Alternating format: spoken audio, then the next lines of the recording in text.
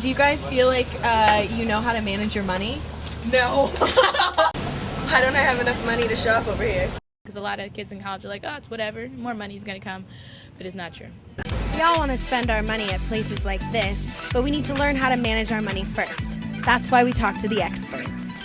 Joining us will be Anthony Scaramucci, founder and managing partner of Skybridge Capital and the author of the book Goodbye Gordon Gekko, Natalie Pace, the #1 stock picker in the U.S. for 4 years running, Jeff Payne, attorney, real estate developer, and asset manager who has handled billions of dollars in transactions, Stuart Welsh III, founder of one of the top management firms in the country and author of The Idiot's Guide to Getting Rich, and finally, T. Harv Eker, #1 international best-selling author of The Secrets of the Millionaire Mind and founder of Peak Potentials Training.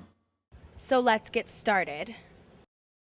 I think fortunately for me, when I started out, I naturally knew one of the most important things, and that was that you need to be constantly saving. So out of any money that I got in, I was always taking a portion of it and setting it aside for savings and investing. Okay, so I don't care if you're making $20,000 a year, $50,000 a year, $10 million a year.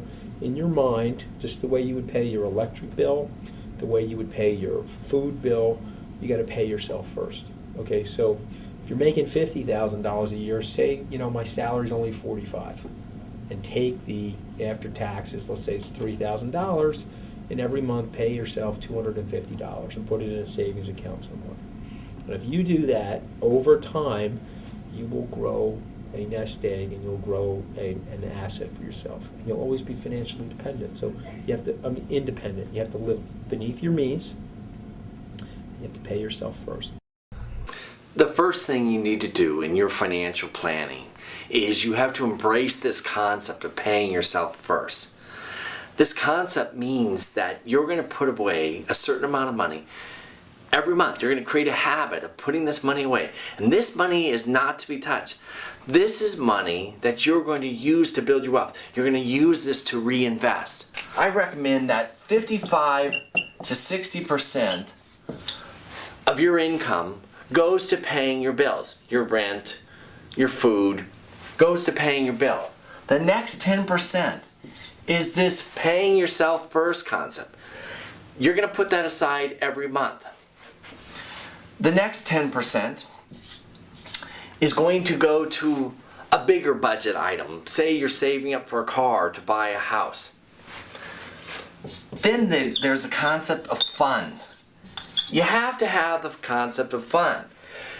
You're going to be doing all this. You want to reward yourself. You have to have a system of rewarding yourself in place. This means that maybe it's saving up for the big vacation that year.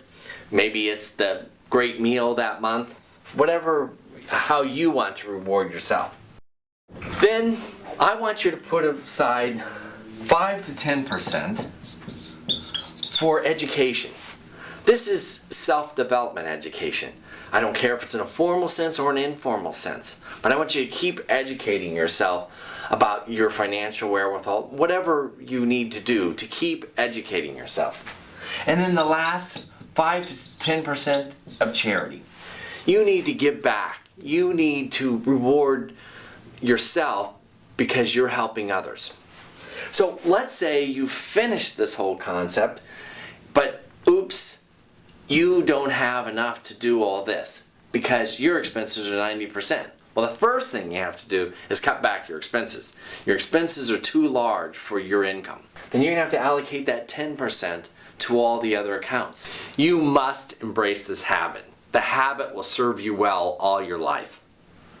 Most people's strategy for winning money game is to try and make a lot of money, hopefully save some of it, retire, and then they get to spend the money that they've saved enjoying their life. See, the problem is if you spend the money that you've saved, you've killed your golden what? Goose, thank you. And that's not winning the money game. That's playing Russian roulette and betting that you're going to die before your money runs out. The most important thing you need to know is that it's more important to be a great investor than anything. No matter what your wage is, if you're just investing 10% a year and that makes 10%, you'll have your annual income within 7 years, and your money will earn more money than you do within 25. Once we have the right tools, we'll not only be able to spend money, but also hold on to it.